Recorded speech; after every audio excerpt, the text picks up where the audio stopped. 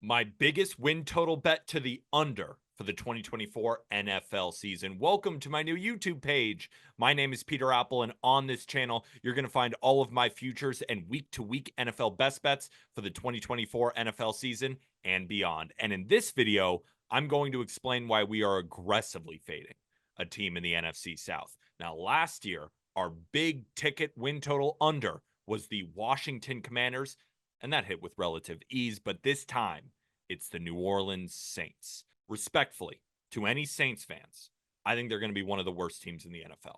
The head coach is horrible. The quarterback is mediocre. The skill positions are below average. The defense is aging and due for regression. The offensive line is not good at all. Luckily, they have an easy schedule, but I think that they are going to be the easy part of the schedule for the rest of the NFL teams. So I just made a lot of claims there. Let me back them up. We're going to talk about the coaching staff as a whole. We're going to break down the offense. We're going to break down the defense. And then we're going to have our finishing thoughts at the end of this video. But remember, hit that subscribe button if you're new. All of my NFL bets are going to be here. Let's get straight into it. Head coach Dennis Allen is as bad as it gets. He is 24-46 in 5 NFL seasons. So based on last year's 9-8 record, time to fade.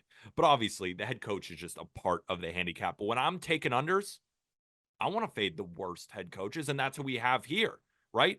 The Saints come into 2024 with arguably the worst head coach in the NFL. Let's look at their OC. They brought in Clint Kubiak.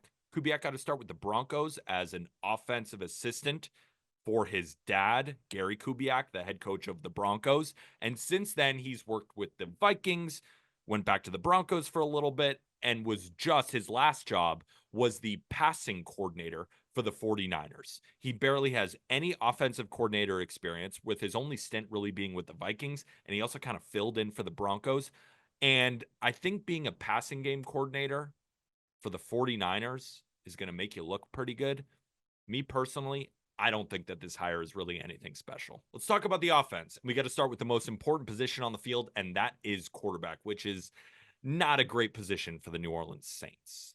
Derek Carr's first half was abysmal, but his second half was much better, and he finished 15th in EPA per play. His struggles in the red zone are pretty well documented, and some of that is his fault, and some of it is just the options that he has. He put up average numbers, but he faced the easiest schedule of passing defenses in the NFL last year. The easiest. So we have a 33-year-old Derek Carr coming off an average season against the league's most manageable schedule of pass defenses. I'm not fading the Saints because of Derek Carr. I wouldn't say I'm even anti-Derek Carr. He just doesn't have any upside to me. He's fine, but his options are as weak as they have been in his time in New Orleans. And we got to look at the backup quarterback, right? Behind Carr is a 5th-round rookie in Spencer Rattler. Now, fans of South Carolina might say, oh, well, you just got to get him in the game and he's going to go crazy. I'll pay to see it if Derek Carr were to go down. And behind him is like a 4th-rounder, second-year quarterback in Jake Haener.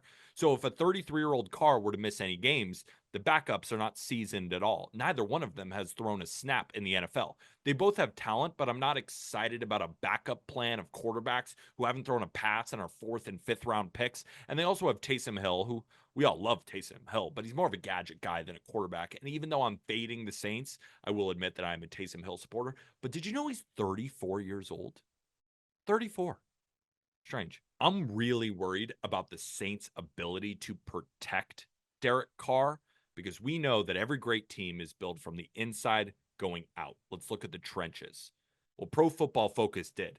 They ranked their offensive line as the worst in the NFL going into 2024.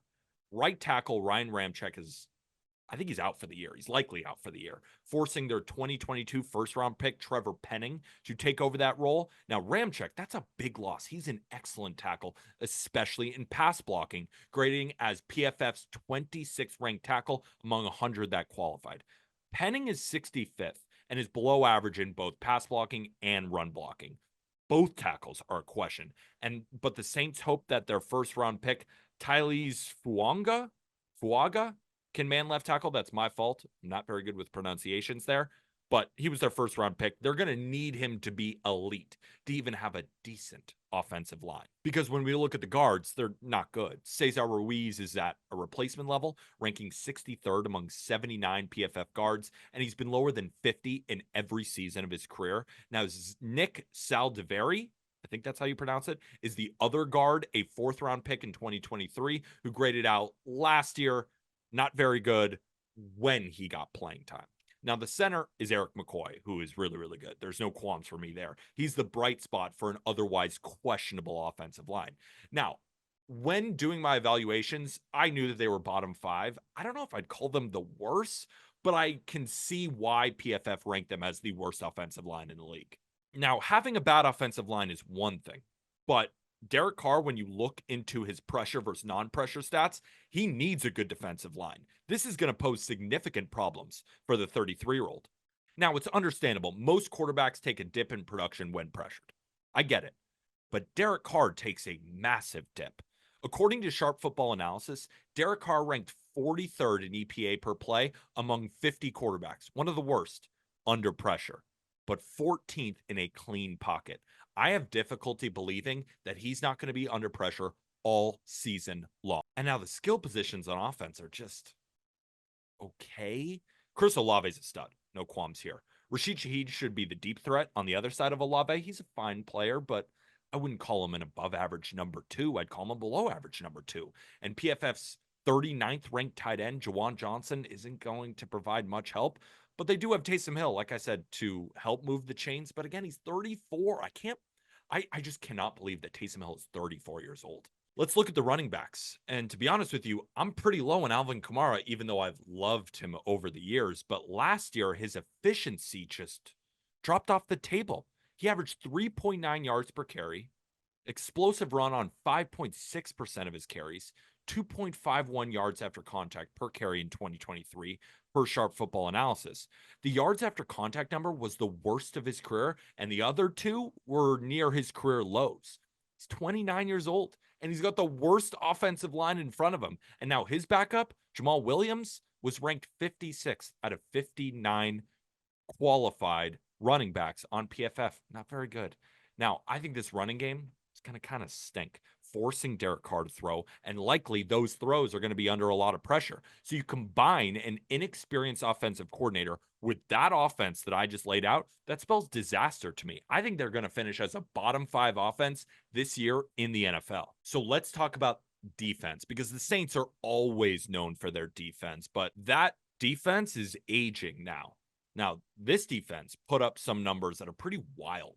They ranked number 4 in takeaways and had a plus 11 turnover margin, ranking 2nd in the NFL.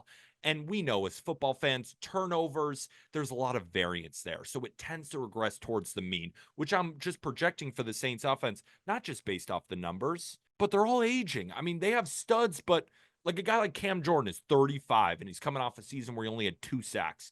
They brought in Chase Young, which everybody hopes is going to break out, but he hasn't worked anywhere. I don't know why he's going to work here. Let's look at the defensive line. So among 130 qualified interior defensive linemen, both of the Saints options, Kalen Saunders and Nathan Shepard, were ranked outside the top 55, with Shepard ranking 111. Granderson on the edge, he's really solid. He had 8.5 sacks last year, ranked 37th out of 112 qualified edge defenders. He's the best player on this defensive line. So I have questions about whether they can cause a ton of pressure for other quarterbacks. I think it's a pretty weak defensive line, man. If Granderson is your best, I don't know how well that's going to go. Let's move to linebackers, where Demario Davis has headlined this linebacking core for a while. He's just had a fantastic career, but at 35 years old, how much does he have left in the tank? He was excellent last year, but just generally, can he keep it up? Even if he's fully healthy doing his thing, I think it's fair to at least project some sort of regression. And now we look at the other linebackers like Willie Gay and Pete Werner, who are both 10 years younger, but weren't any good last year, grading outside the top 65 of 82 qualified linebackers. Now, the secondary is the strength of this team. No doubt about it. Every team has their strengths. But this is one of the better secondaries in the league. Tyrann Mathieu getting a little bit up there in age at 32, but he should still be pretty damn good. I love the Honey Badger. We go back, though, to the turnovers, where it's unlikely that they're going to force this many again. So off the numbers and the general aging curve, I don't think that this whole overall defense is going to be as effective if the other units on the field are not doing their job. So overall, this is an aging defense due for turnover regression. With how long I think that this defense is also going to have to be on the field because the offense won't show up. I see this defense where they were in the top 10 in EPA last year, more sliding into the middle, like the 16 to 18 range. Let's look at the Saints offseason. They barely had an offseason. They lost a few pieces, but nothing major. But at the same time, they didn't add anyone either, except, I guess, Chase Young. Congrats.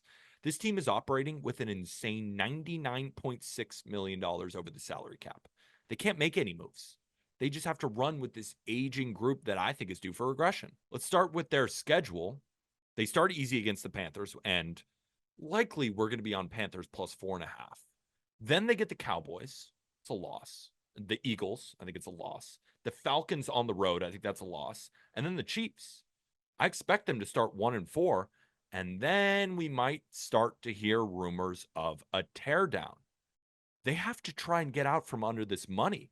So I could see a lot of these higher priced aging guys getting traded or cut after they start the season on a bad note.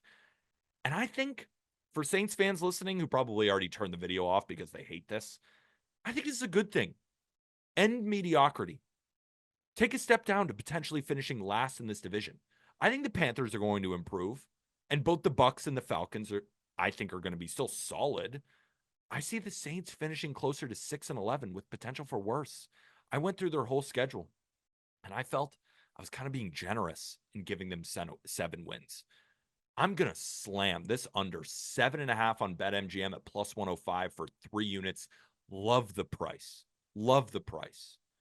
So the Saints overall, not a great offense, bad coaching, an aging defense due for regression, and the salary cap has just destroyed this team. So they can't really make any moves. They can't be flexible unless they unload some of these aging veterans.